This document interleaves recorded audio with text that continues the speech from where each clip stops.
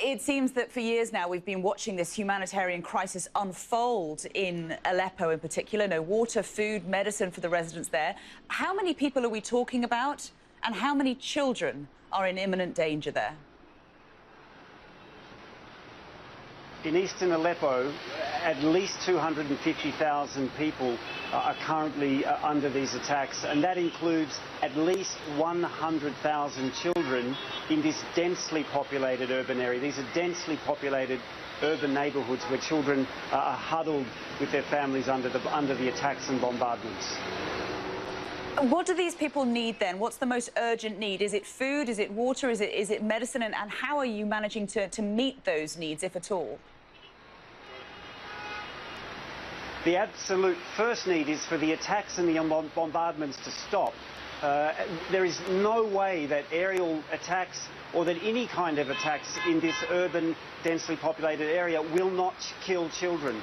We are seeing children killed every day, and scores are being injured, pulled from the rubble. And then the next need we see there is that the devastated health system is overwhelmed, and doctors and health workers just cannot treat these children. Lives are being lost in the bombardments. Lives are being lost on the floors of these makeshift clinics when doctors don't have the supplies, don't have the people to treat children.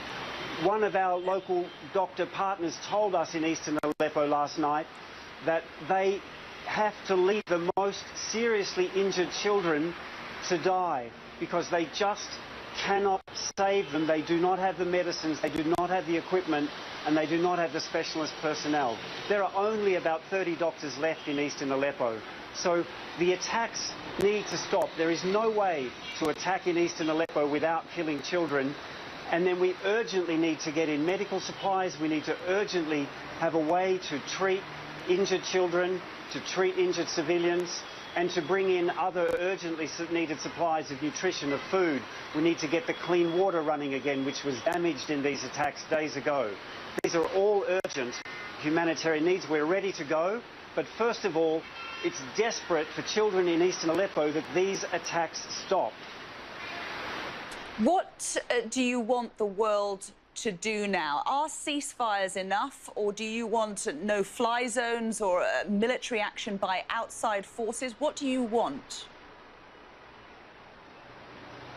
Well, we're UNICEF and we as the Children's Agency of the United Nations, but all of the United Nations and our humanitarian partners here, the first thing is stop killing children, stop killing civilians.